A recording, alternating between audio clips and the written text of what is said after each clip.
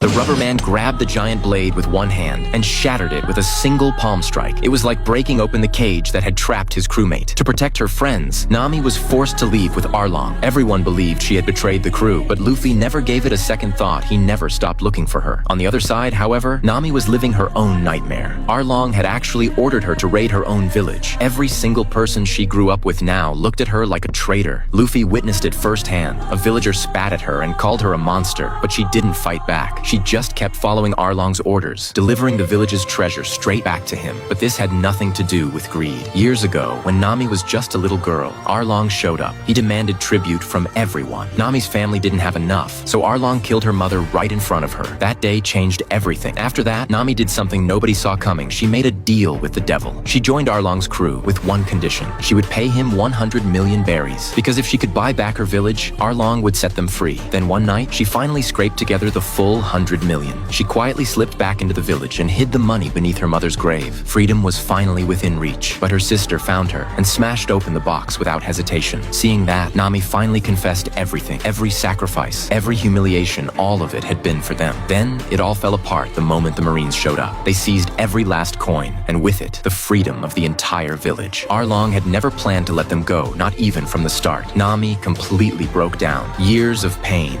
all for nothing. That's when Luffy appeared by her side. He didn't say much, he just placed his straw hat on her head. It was the thing he treasured most in this world, and it was his promise to Nami. He went straight on the offensive and stormed Arlong Park, but Arlong was stronger, faster, a flat-out beast. Luffy couldn't overpower him, so he did something smarter. He started tearing the buildings around them apart. If this place was Arlong's dream, then Luffy was going to rip it apart with his own two hands. Arlong swung at him in a blind rage, and Luffy came right back with his rubber fists flying. Before Arlong could even react, Luffy pulled one more move. He stretched his legs straight through the roof, then came crashing down on Arlong with everything he had. As the building collapsed around them, Arlong and Luffy plummeted together to the very bottom. The whole structure came down in an instant. Everyone watching held their breath. Nami barely even dared to breathe. But before long, Luffy burst out from the rubble. He looked straight at Nami and said it loud and clear. They were crewmates, now and always.